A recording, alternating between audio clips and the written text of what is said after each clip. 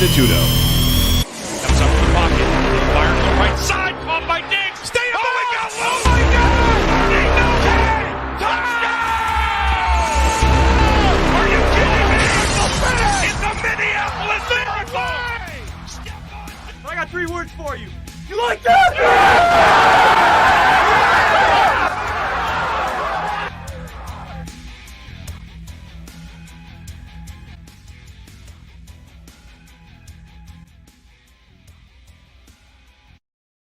Welcome to the Rest Stop. It's May 20th, 2021, Thursday. I'm Brad Restituto. Follow me on Twitter, as you can see here, at Brad the Believer, Instagram as well. Like and subscribe to the YouTube channel, Brad the Believer there also. We broadcast from Las Vegas every Tuesday and Thursday, 9 to 10 o'clock Pacific time. And got a good sports show for you tonight. Spencer Ostrovsky, follow him on Twitter, at Spence the Wiz, joins me as always. NBA, guys, NBA is coming in full effect. We are towards the home stretch of the play-in games. The 8-seed Wizards, they won tonight against the Indiana Pacers, and they won in impressive fashion, 142 to 115, and quite the contrast from the game previously where they lost to the Boston Celtics, but they do advance, and they'll take on the Philadelphia 76ers in round one. Spence, jump on here for a second. I've got to take care of this dumb cat issue, so I apologize to everybody out there. I'll be right back. Oh, jeez. Yeah, I guess hopefully we can start here. I'm going to guess this is where he wants to go in the beginning, is the recap of the Washington Pacers game. This is a thing about it because the unders have been hitting really hard for these playing games outside of, the Pacers. Especially like in the Lakers game and the Grizzlies game, they were hard unders because they're more like playoff games. The thing about the Pacers and the Hornets matchup is that the Pacers clearly push the pace a lot. There's no way you score 144 points in regulation without pushing the pace a whole bunch. And I don't think they should have had that same mentality going against Washington. Washington, I believe, was 7-8 when they pushed the pace to a certain level, and they were first in the league in pace throughout the entire season. So if you're Indiana, especially without Karis LeVert and Miles Turner, you try to say, okay, we'll play the same way as we did against the Hornets as we do against Washington. You're just in a losing battle. Now, I think that's easier said than done at the end of the day because, how easy is it to change the pace of the game like that, to drastically change the way you play. In fact, I was thinking about it. I think the only player that I've ever seen who was able to physically change the way a team plays and how fast they play was Mike Conley when he played for the Memphis Grizzlies. I don't know how he did it, but he just totally understood the game situation. So when you have a younger team like the Pacers who are all beaten up, I think there's just, all right, well, this is our game plan. This is what worked against the Hornets. Hopefully it works again. In the regular season, the Washington Wizards dominated them. They scored over 130 points in each of those matchups. One of them was in overtime, but going back to like one of the regular season wins, they scored again, like I think over 140 points in regulation. And this exact same thing happened here again. They just can't keep up with the Washington. You don't want to play the fastest game possible. You want to slow it down as much as possible, which I don't think will bode well for Washington come against their matchup with the 76ers. Spence, how about second-year center Daniel Gafford from Arkansas, really kind of cementing himself as going to be the premier center for this team. He has 15 points, 13 rebounds, 5 blocks, and a steal for the Wizards tonight. He was really, really effective at the center position, which is kind of a carousel of guys that go from Robin Lopez to Alex Len, but Gafford is playing the best basketball. He was 6 of 8 from the field. He had a good game in the game against Boston in a loss, but this guy is going to be important in the rotation when they're going to have to match up against Joel Embiid in round one. And the way Gafford's been playing, it's going to be a very interesting matchup. Nobody can really guard Joel Embiid one-on-one, but Gafford has certainly been a nice rim protector, rebounder, and 5 blocks tonight. Really got the job done for Washington as they pulled away starting in the second quarter, outscoring Indiana 36-23, and then pulling away even more in the third quarter, outscoring 48-31 Indiana. And Sabonis did have a triple-double tonight, 11 rebounds, 10 assists, 19 points, 8 of 15 from the field.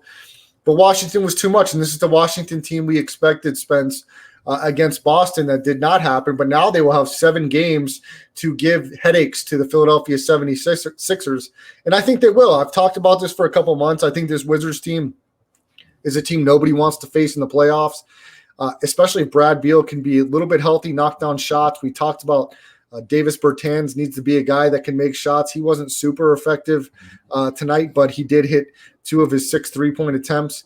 They're starting to add some depth here, Spence. They've got some guys coming off the bench that are contributors. We talked about 22 minutes from Gafford at the center position with the double-double in addition to 5 blocks.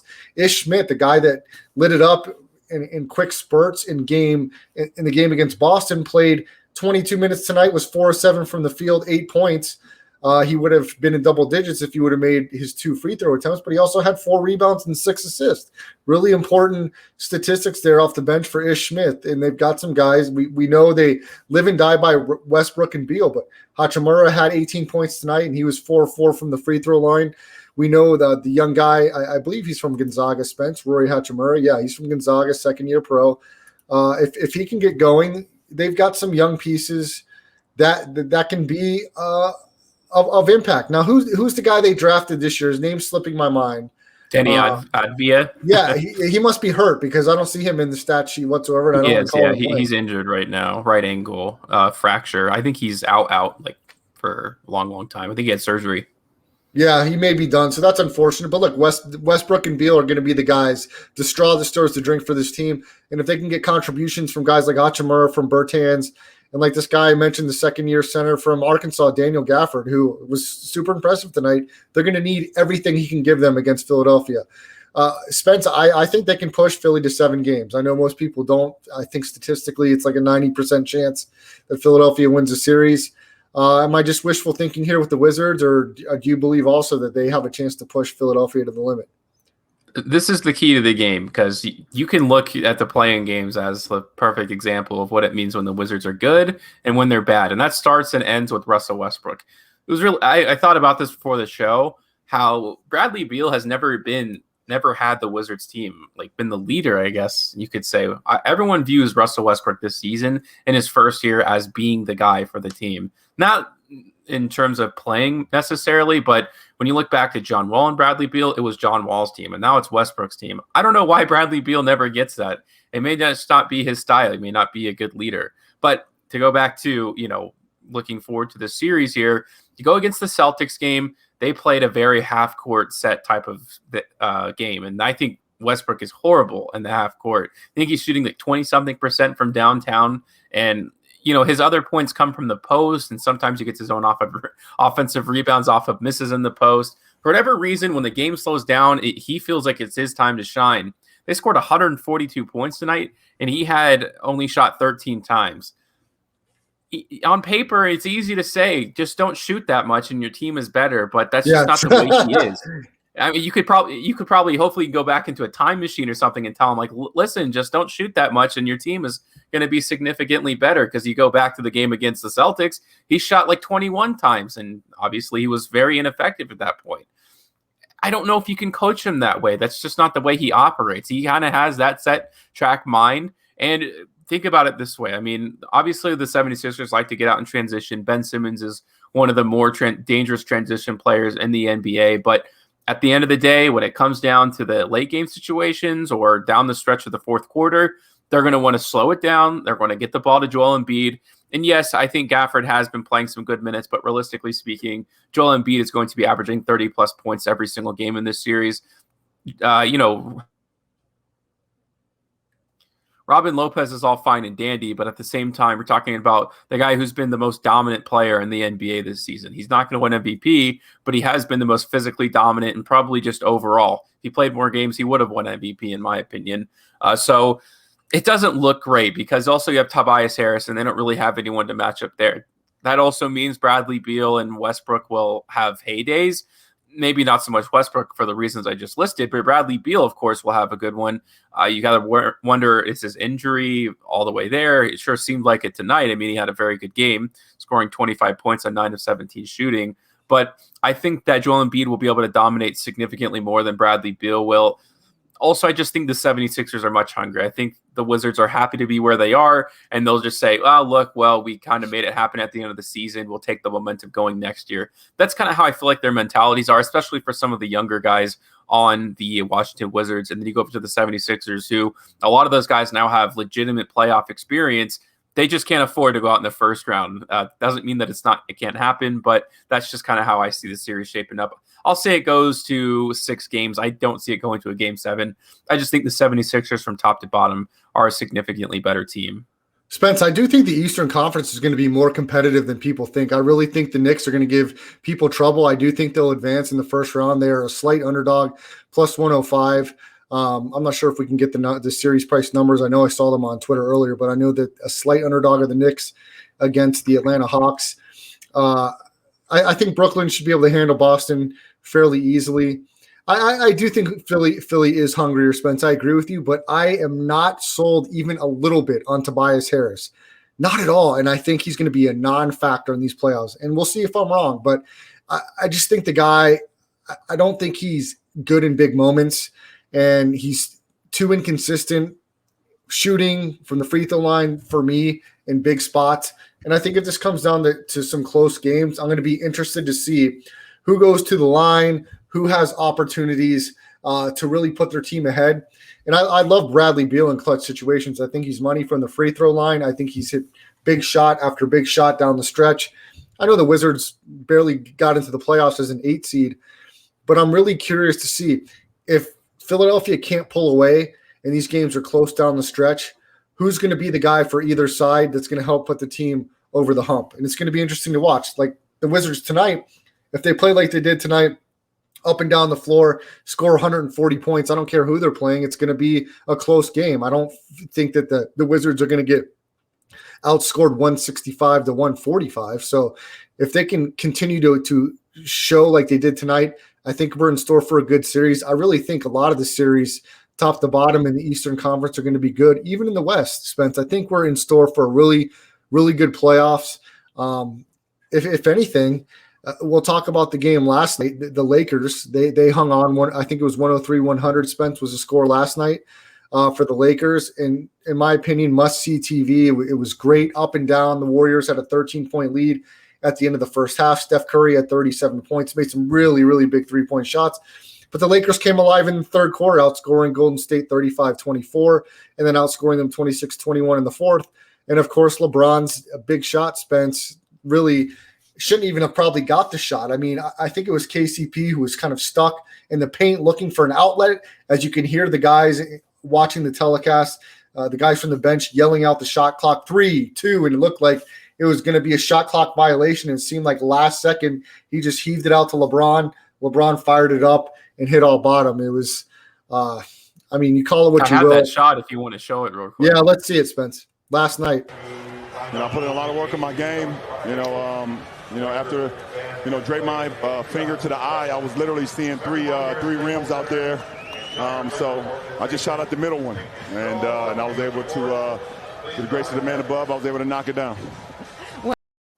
Spence, go. Let's show that one more time. I'll see if we can. I put in a lot of work in my game, after, drape my finger to the eye, I was literally seeing three rims out there. So I just shot at the middle one, and I was able to the grace of the man above, I was able to knock it down. Spence, I thought the refs, God, it was. I thought Golden State gave the game away. There was a illegal screen call on Draymond right around that time where LeBron hit the shot, which was a bogus call, as far as I'm concerned. Did you feel like they got the call right with Draymond not giving him a flagrant foul there? LeBron went 1-2 from the line.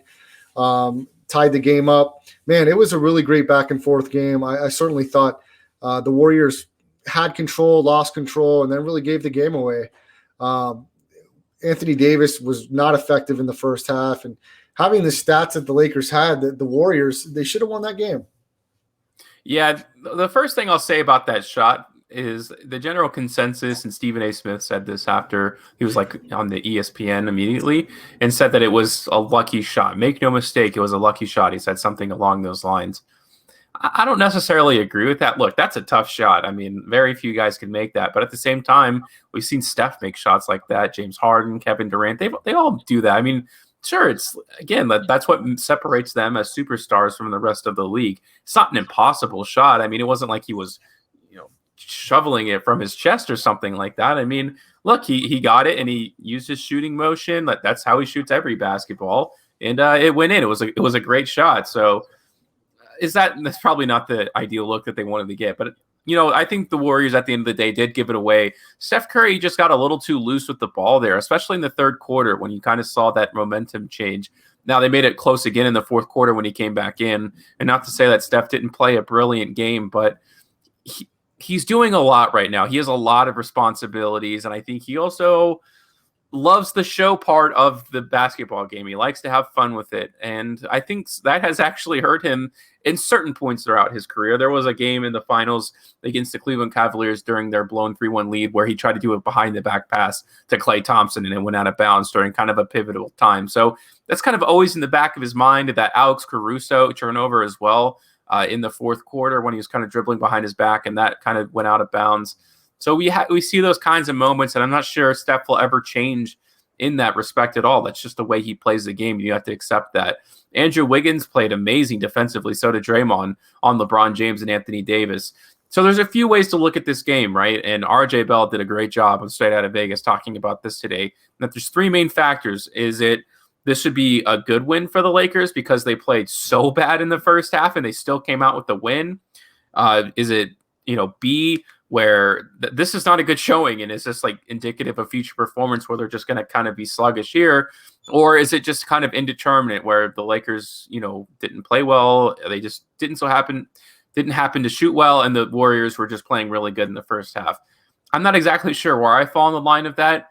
I would tend to say that it's probably a good sign that they're still figuring out to a certain extent. I know Dennis Schroeder, just came back. He didn't have COVID, but he was in the health and safety protocols at the end of the season. He played awful during that entire game. I wouldn't say he's going to do that forever. And, LeBron James had that pretty nasty fall. I thought his ankle was cooked like really badly. He's been out for a long time with that. When Draymond poked his eye, it looked like the way he came down, I was like, whoa, this is really bad. That was a really bizarre play, by the way. I know you mentioned that for a second. It looked like his hands were a little more forward than straight up. So I thought they were going to call the flagrant foul. They ended up calling it a hard foul, but we are in the playoffs. It's interesting. Sports Preference has no idea what to do with these statistics, by the way. Tatum and LeBron's triple-double, or I should say Tatum's 50-point performance and LeBron's triple-double, basically is in the ether right now. They don't know whether it's a part of the regular season or postseason, but that's a story for another time. The Lakers, look, they wanted the 7th seed. I think more than anything, I think they're very happy to be where they are. Not to say that they couldn't have beaten either the Utah Jazz or the Phoenix Suns, but when you look at it, I think you're just going to have more of a headache, especially for them when it comes to if they were to have to play the Utah Jazz, because they would cream the Memphis Grizzlies. The Grizzlies just aren't ready for that kind of spot, or they're not talented enough, and I'm sure we'll talk about Memphis in just a bit. I know I've been long-winded. I don't mean to be, but no. Yeah, when it comes to the Phoenix Suns, yes, they had a great regular season, and Chris Paul has been spectacular. He's probably top 3 in MVP voting, or at least he deserves to be. But at the same time, you go down that list, these guys this is their first time in the playoffs. And LeBron, Anthony Davis, and most of their crew, if the only new faces, like you'd say, is like Montrezl Harrell and Dennis Schroeder, and they're both talented, they played playoff games, so they should be ready. Other than that, the rest of the team is being carried by people who just won the championship not that long ago. So when you kind of pair that together, I think it makes sense. And it's crazy to me that it started out, I think the Lakers somewhere minus 300, or that's what they showed on ESPN. It's almost even money now. It's like, do people hate the Lakers or do people love Phoenix that much? I'm not sure. Yes, Ben. So I'm with where the money's going. I think the Lakers are done. They are done for. I don't think they're good enough to win a playoff series in the Western Conference, especially against the Phoenix Suns. I don't know if this is the Suns' time to go to the finals, but they're certainly going to get past the Lakers, in my opinion. I think Chris Paul's leadership mixed with the youth of Devin Booker and some of the other young guys, Ayton, and the guys that can score on the squad is one of the Bridges on this team? Who's one of their other? Mikal Bridges is on the Phoenix Suns. Yeah, I think the Suns are going to wipe clean the Lakers. I think they win in 5 or 6 games, and I just don't think the Lakers are fully back healthy with Davis and LeBron, and I don't think they're good enough all around. They're not getting the type of contribution that they need. They were lucky to win that game last night. I don't think they get past Phoenix. I think Phoenix holds home court. I think game 1's going to be really important for Phoenix, and I think they'll get off to a strong start. What were your thoughts on LeBron's hysterics, man? With the eye thing, he had to tell everybody every second. Spence, I know you like to listen to. I know you've been really busy lately, but I know you're a fan, as I am, of NBA radio on Sirius XM, and a big argument today. I don't know if I would go this far, whether LeBron's clutch or not, and his hysterics. I think definitely LeBron's clutch. I don't know if that's much of an argument. Maybe you can debate, like Termini did today on the NBA show, that in the first 7 years of his career he wasn't clutch. I don't really care about that debate too much. The point is LeBron's been the best player in the league for well over a decade, if not longer, and arguably one of the best players in history.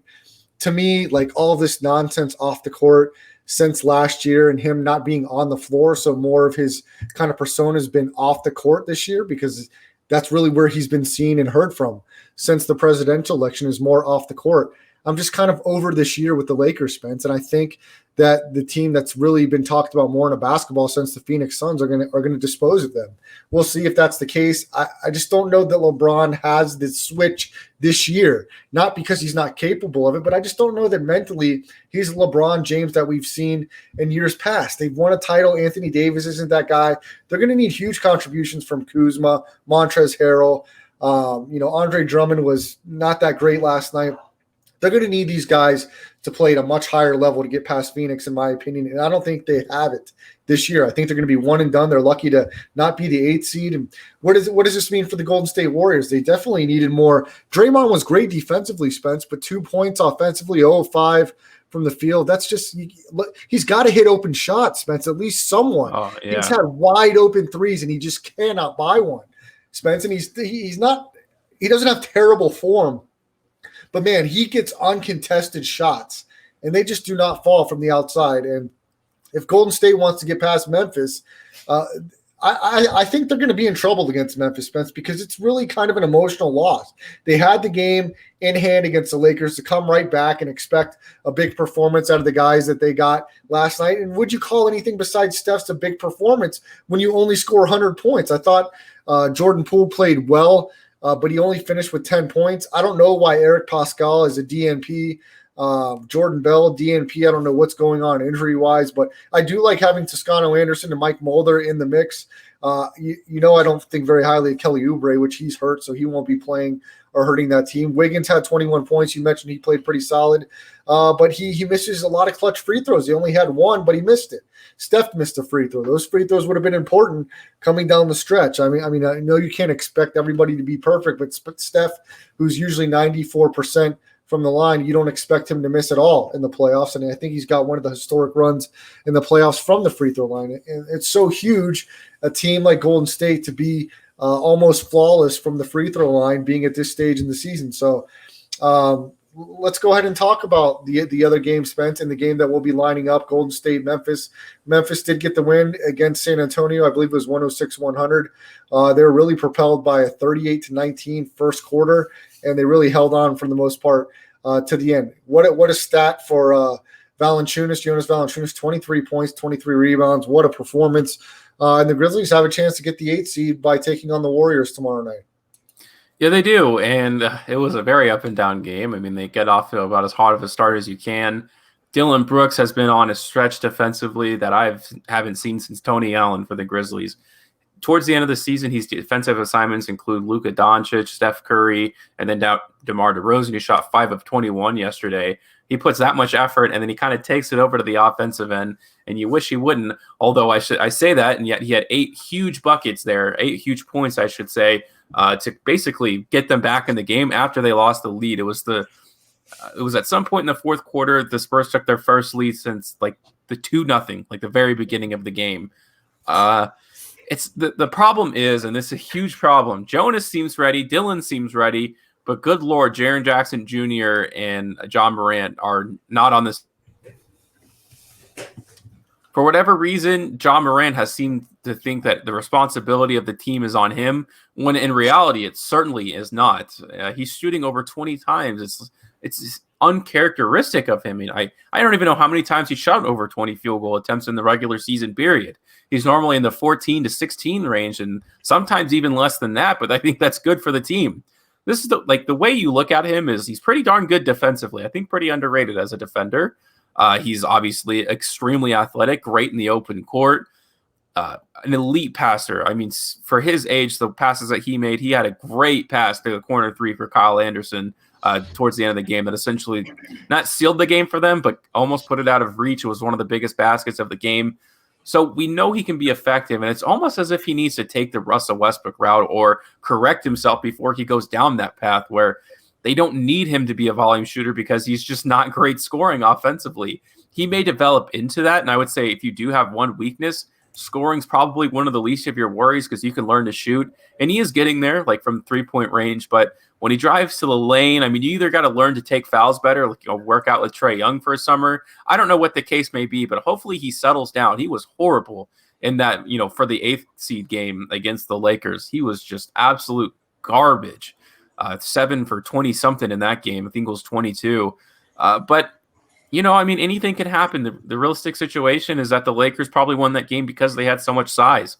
Jonas Valanciunas just did something that nobody in Memphis history, either in the regular season or postseason, to have 20 and 20 by the end of the third quarter has ever done. The only other person to do it this season was Domantas Sabonis, I think against the Phoenix Suns, if I'm not mistaken. He had a 20-20 game through 3 quarters. But this is the way that I look at it. I mean, I don't want to put on my tin hat, but look, the NBA does not want the Memphis Grizzlies to make the 8th seed. They want Steph Curry there. And they're also at home, so that's also part of it. They may end up putting referees, and again, RJ Bell kind of brought this up during his show today, that they may put referees in this game because they kind of like pick and choose as they go along. There's not set crews. That it may allow more physicality down below. We know the Grizzlies depend on the paint. That's really their identity. They don't shoot too many threes, or you try to get the ball at the Desmond Bane and Grayson Allen and so on and so forth. But they run the offense through Jonas Valanciunas, who when he gets double team passes it out and they pass the ball along, or the pick and roll where he picks and pops. I just don't see it happening. I mean, Steph is going to have another big game most likely. I know Dylan Brooks plays him pretty well. I just don't think, again, to go back to my original point, that John Morant and Jaren Jackson, who I don't think Jaren Jackson scored after the first half. I think he had 0 points, the rest going on. And he's coming back from injury. Those are the guys that they need to be the best during this time, and they're not doing that. They're just making up for him on team-wise. The Dylan Brooks, the Jonas Valanciunas, the Tyus Jones, the Desmond Banes, if you can believe that as a rookie, are kind of picking up the pieces for them. They'll have their time. It's just not now. I will be rooting for them, though, by the way. I am from Memphis, Tennessee. Of course I want them to win. Spence, do you buy in at all that this could be a draining loss for Golden State? Had the game in hand, and then LeBron James, who's seeing 3 baskets to hit the go-ahead 3 with under a minute left. I mean, does this kind of make Golden State maybe lose a step of fire coming into play? Memphis for a playoff spot, a team that they kind of scratched and clawed to beat to even get into the 7-8 game? Yeah, I mean, a draining loss to me is a last-second shot. LeBron hit that with like 57 seconds left. I know it seems like such a short margin, but at the same time, to lose it at literally the last second is pretty hard to swallow. When you lose because you just don't make shots at the end of the game, and it's not like they had a 20-point lead. They had a sizable lead at halftime, but again, there's 2 halves of basketball. So for the most part, it was close in the fourth quarter. It felt like a playoff game, and I think, Steph and Draymond certainly have been through that situation before where they lose a close game. I think they're more hungry than they are kind of, oh, shoot, we should have had that game. They'll rebound. I mean, they have some decent leaders there. So I'm not really buying that storyline. Can Golden State win if Steph does not go off for 30 plus and Draymond again only scores 1 basket or no baskets? I mean, I don't think Golden State can win if Curry doesn't go for more than 30 and Draymond doesn't at least score 10 points. I think if Curry's stat line is 30 points and Draymond is 5 points, I think that Golden State loses the game. Yeah, I always joke and say that Draymond Green looks like he's shooting with the backpack on. Look, the reality situation, he's gotten progressively worse over the last 5 seasons. He shot 38% in, I believe, 2015, 2016, if I'm not mistaken. And since then, every single year, his shooting percentage has gotten lower. I don't think he cares about his craft that much. I think he knows he's a great defender. He knows he's a great passer. And those kinds of things ever leave you as a basketball player. Like once you're a great passer, you just kind of understand the flow of the game from a fundamental sense. But shooting, certainly, that's something you have to work on all the time. If I were to go into the gym and try to shoot now, I mean, I would be terrible. But once I get into the gym a lot more, I think I'm a pretty decent shooter. And I think just because I'm not a professional player, I think those kinds of principles apply. And clearly, he's just not doing that. They leave him legitimately wide open. When he shot 40%, that was during the time, during their heyday where you had to leave him open, and then you try to contest if you can, after taking out of the double team from Clay and Steph. I don't know why that's been the case, but he's kind of a joke to me. I don't know. He's just so uppity, and he has nothing to show for it much anymore. It's very disappointing to see his career path, without a doubt. I think he could have been a Hall of Famer, and it's certainly projecting way away from that now. Spence, before we move on from basketball, real quick, I want to go back to the Lakers last night, and I want to talk about the job Alex Caruso did on Steph Curry and his defensive effort as a whole. I thought he was fantastic, really on both ends of the court for the Lakers. And man, I don't know if any Lakers fans expected this guy to continue to elevate his game as the years go by, becoming a really valuable piece for this Lakers team. And he may be a really, really important factor guarding Chris Paul, possibly Devin Booker, to see how the Lakers do in the next round. Caruso was huge last night. No, he was, and he's just kind of one of those glue guys. You wish he was a little better offensively. I think there was one play in particular that I remember off the top of my head where he shot a corner three and it was kind of open. It went off the backboard. But he has his moments, I think, more particular when he's driving to the lane because people just don't think of him that sense. When he puts his head down, he's much more effective. And that's the goal when you have someone so great defensively. And that was the problem until I think the last 2 years of Tony Allen in Memphis during their time of going to the conference finals, where he found a way to at least make the team respectable. So Caruso is certainly trending that way, and he's also a young man. I think he's 26 or 28 years old, somewhere in that range. And it sounds so weird to say, but he's probably, I don't know, the fourth or fifth most important player on that team after Dennis Schroeder. You can make an argument he's more important than Andre Drummond because Drummond hasn't been playing that well, and Caruso also started in the game-clinching performance in the finals against the Miami Heat. He'll have to play like that in every series against, let's just say, for example, Devin Booker. I'm assuming that will be his primary defensive target. So if he's able to play pretty well like that, I think you can accept whatever Chris Paul gives to you because Dennis Schroeder is an okay defender as well. That's Spencer the Wiz. Follow him on Twitter at Spencer the Wiz. I'm Brad Restituto at Brad the Believer. The Rest Stop every Tuesday and Thursday, 9 to 10 o'clock Pacific time. Spence, let's transition over to the NHL playoffs and, of course, the Golden Knights here locally. They were in Minnesota tonight in Game 3 to take on the Wild. The Golden Knights fell behind 2-0 in the first period. They had a 3-goal second period and then finished off with 2 goals in the third, and they beat the Wild 5-2. Mark Stone had 2 goals for VGK, and they take a 2-1 series lead. A really important win, Game 3 on the road for VGK, Spence. I thought if they went down 2-1 here, it would have been a really interesting series. As I was looking at prices for the Wild to win in 6 at plus 650, and then to win in 7 at plus 600. Really thinking about that there, and I would have felt really good had I put some money on it if Minnesota would have took a 2-1 series lead. But VGK gets past their struggling first period, and they end up winning the game 5-2. Yeah, and this is another thing I've been thinking about recently. And as you go through the lineage of the years, the first season you can throw away, right? That's just something that we'll probably never see again in any expansion team to be able to do that. I still don't know how it happened. Once you get past season 1, then you just have a hockey team. You can't just be, the new team on block all the time. There's data on you, and people kind of figure you out. And the way they carry themselves, especially in that Stanley Cup when they lost to Washington was just, hey, we're maybe not as good from top to bottom, but we're going to carry ourselves like we are. And I think that's what Vegas has kind of done in the beginning in Game 1 as well, where they're just, let's just try to match up with them and do our best. No, they are overpowering. They have 2 lines you could say that are just, their second line would probably be a starting line on a lot of teams. And until they kind of recognize that and push forward, which I think they did as a turning point, they were just more aggressive in the second period. I wasn't able to watch the full game as I was driving home, but once they got that first goal, it's like make an avalanche on top of them. realize who you have on the ice. I mean, it could just be a confidence thing. And when Mark Stone scores, which I think he was the first to score in this game to kind of lead it, they need him to be. He's the captain. They've been without a captain, and that was probably a cardinal sin that lost them the Stanley Cup Finals, because you realistically, in any team to go to the highest level, you need one person. It cannot be a full team. That could be something even the Utah Jazz struggle with, because I don't think they have a guy that they can go to like emotionally when they need him the most. So when you see your captain leading the charge and leading the way, I think you just give the confidence to everyone else. I don't know what it's like in their locker room, but hopefully this is the turning point for them, because I predicted the Golden Knights would get past this series, a good Minnesota Wild team, by the way. And the only reason they're playing them is because of the way the divisions are set up. Normally this would be maybe a conference finals or at least quarterfinals matchups that you would see, given how talented Minnesota is.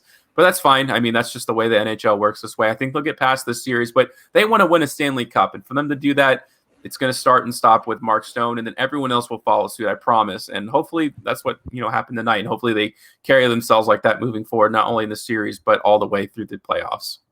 Spent some other scores from the NHL playoffs. The Florida Panthers, they pull within one game of the Tampa Bay Lightning, and the series is now Tampa Bay leading 2-1. The Panthers won 6-5 tonight in overtime. Ryan Lomberg scores the game winner in overtime for the Florida Panthers. The Pittsburgh Penguins, they edged the New York Islanders 5-4 tonight.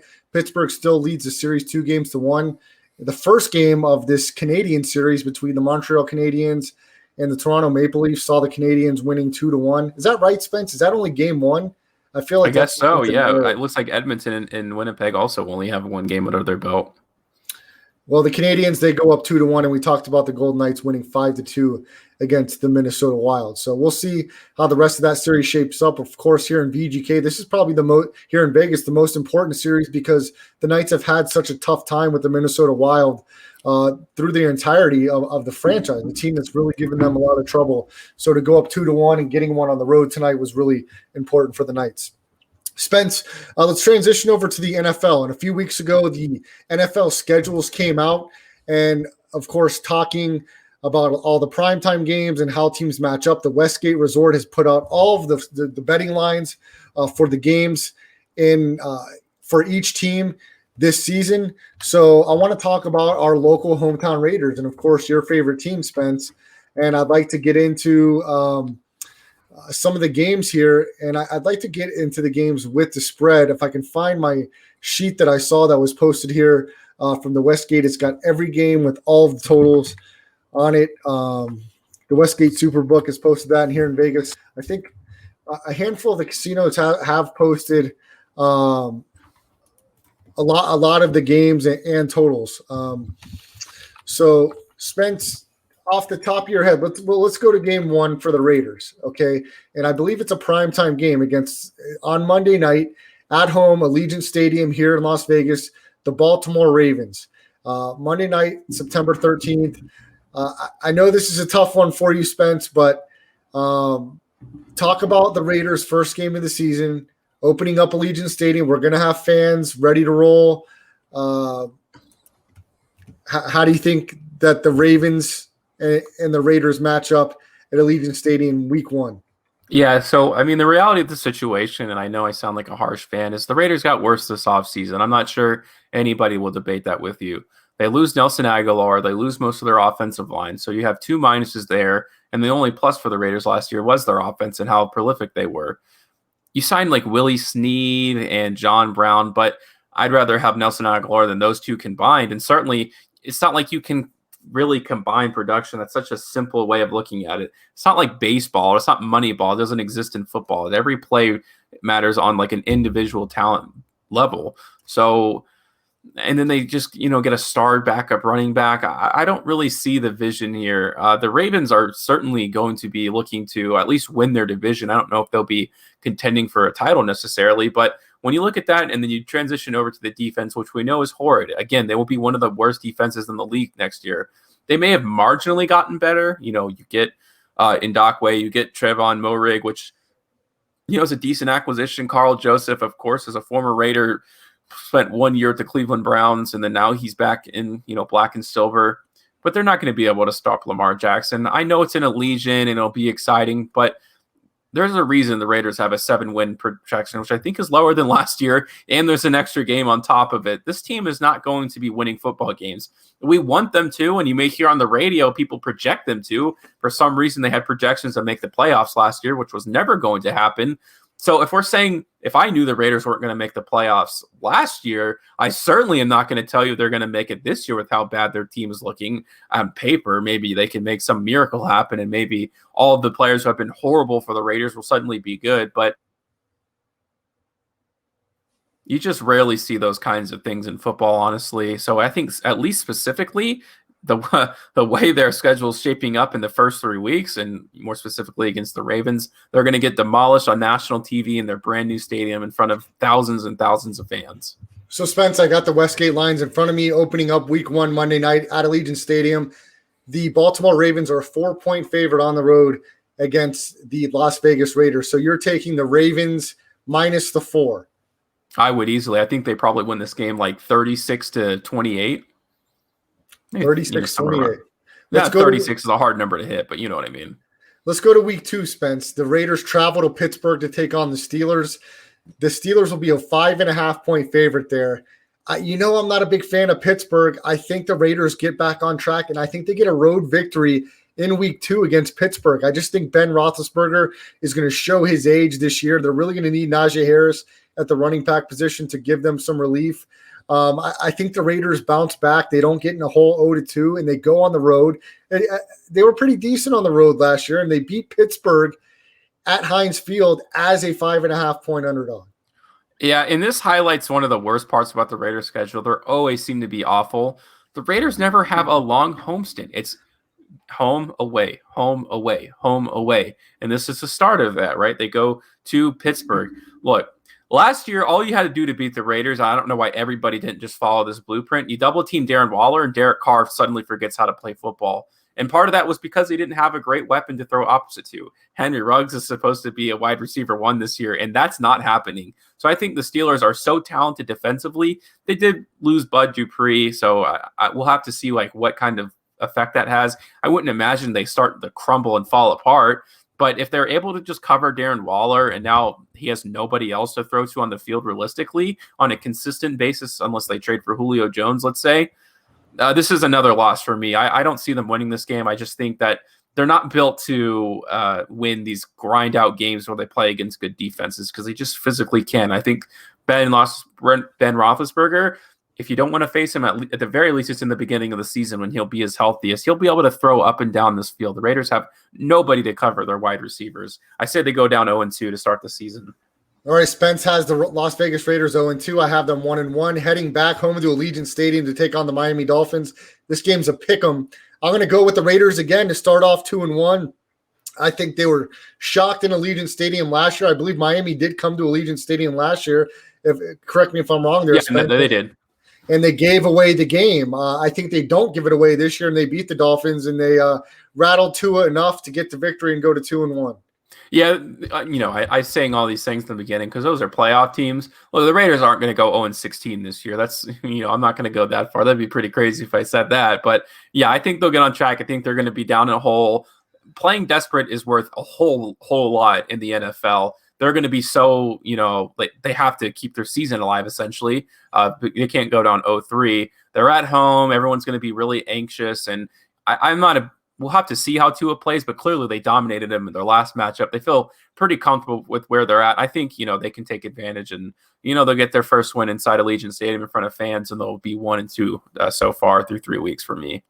Spence, week 4, the Raiders will be in a divisional matchup. They'll travel to SoFi Stadium to take on the Chargers. I think the Chargers will get the best of them here, but I do like the Raiders inside the number. These divisional matchups, Spence, they're always dog close. Especially these two teams, they play within a field goal so frequently. I think the Chargers get the win, but I'll take the Raiders plus the 4.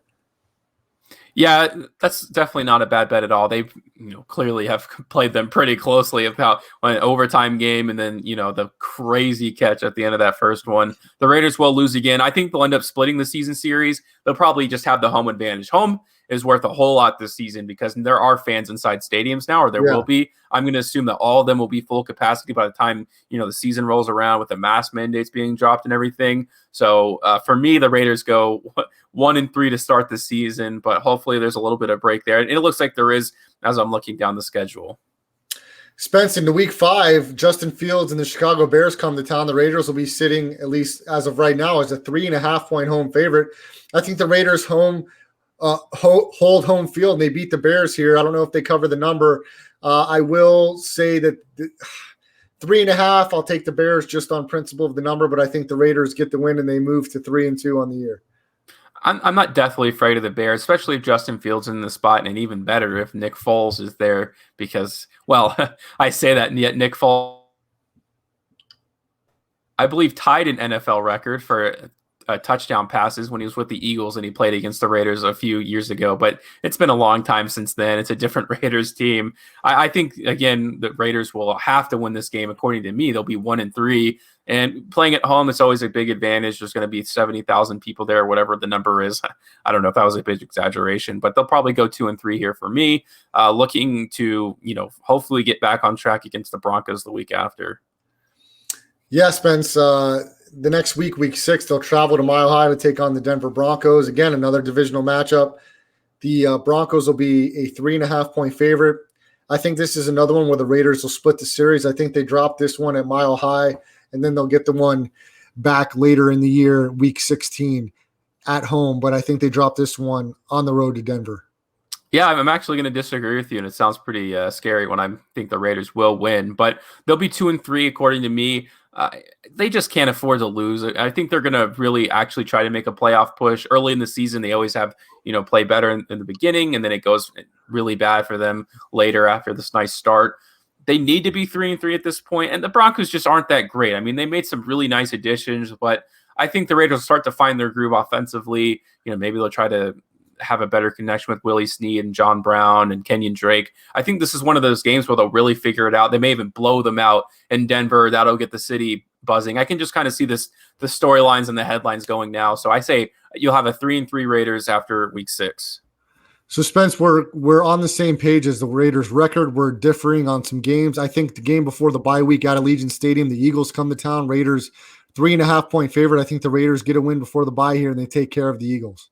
Yeah, the Eagles most likely be a dumpster fire. If they're flip-flopping quarterbacks, and this would be a prime week where they just don't know, or they'll probably say this is Jalen Hurts' last week to show himself before they go to whoever they have on their roster at that point. That's actually a really short line and surprising to me. The Raiders, this will probably be one of those feel-good games where they're finally climbing out of this 1-3 hole that I had them in, going on to 4-3 before the bye week where, they try to hopefully gain enough momentum to carry them through the rest of the season. Spence coming out of the bye week 9 against the New York Giants, traveling East Coast. We know this could be tricky in those early start games. The Giants, they're looking to be better this year. They've got some young talent. The Raiders currently will sit as a 1.5-point road favorite. Spence, you start off with this one because I think this one could be a little tricky for the Raiders. This on paper looks like a game the Raiders should win, right? For me, they're coming off a 4-3. They're feeling decent after the bye week. But that's been the story of the John Gruden Raiders in his entire tenure there, where it looks like they're primed to take the positioning, where they shouldn't lose the game and maybe look to have good playoff positioning, maybe not even compete for a wild card spot. Maybe they're trying to take the division, but that's it. That's disappointing. That's been the whole Raiders moniker for a very long time now. It's too good to be true. I think the Raiders lose this one and they go for it. They are 4-4 at this point. Spence, I agree with you. I think if the Giants are healthy with Saquon Barkley, some of the young guys, they've got Tony at wide receiver, Daniel Jones. We know this guy can run and pass the ball. I think the Giants will hold home field and get a win here. Next week, the Raiders will be at home and maybe a look-ahead spot. That Giants coming off a week. It's hard to say that coming off of a bye, but the Chiefs will be at Allegiant Stadium the following week, week 10.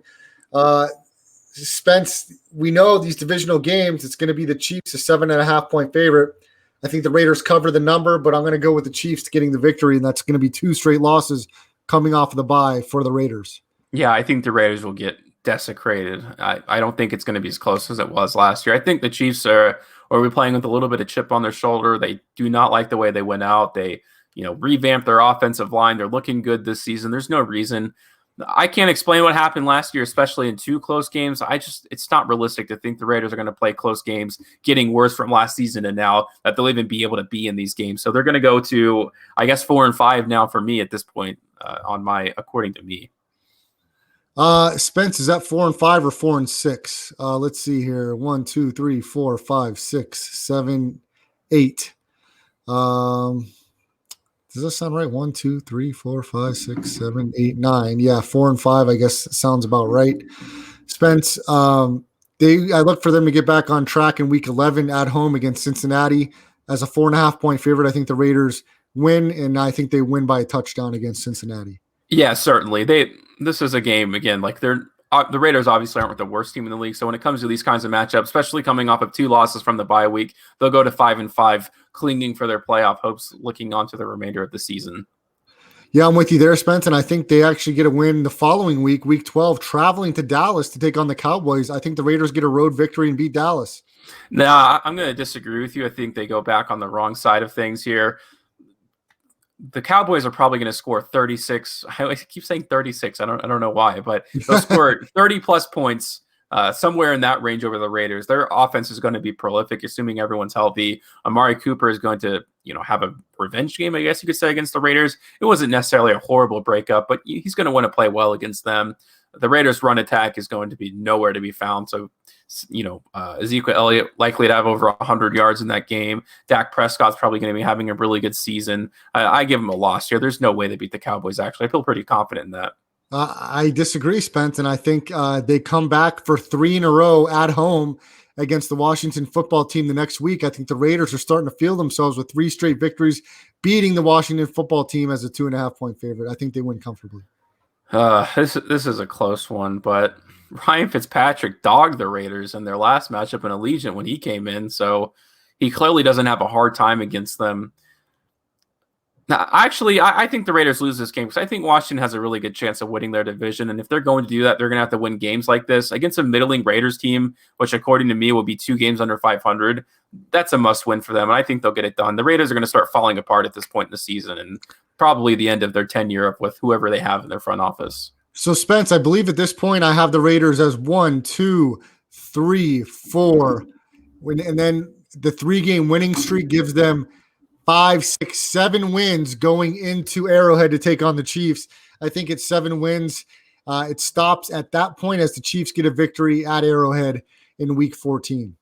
Yeah, nothing too much to go over here. Like I said, I think they're going to absolutely massacre and eviscerate them in both of their matchups. They will not be close like they were in prior years to last. Spence, after that, they travel to Cleveland to take on the Browns. I think that's 2 losses in a row for the Raiders.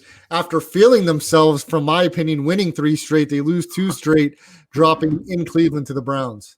Yeah, the Raiders will lose their 1, 2, 3, 4th game to me. It was close. This is the thing I hate about the NFL, by the way, because it is in Cleveland again, which I think that happened last year. I think they played in Cleveland. Or these dumb win games. I hate condition games in the NFL.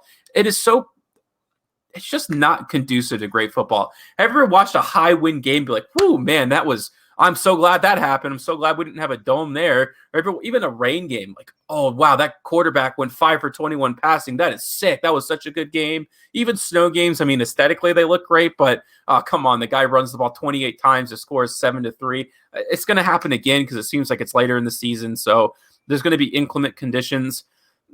A healthy Browns team will still be able to run the ball more effectively. Cleveland should have never lost that game last year. I have no idea why they did. So the Raiders lose their 4th game in a row, looking to just end their season not very well. So, Spence, I still have the Raiders at 7 wins going home to Allegiant Stadium week 16 against Denver. I think they get the win and go over the win total at home, beating Denver in division, splitting the series.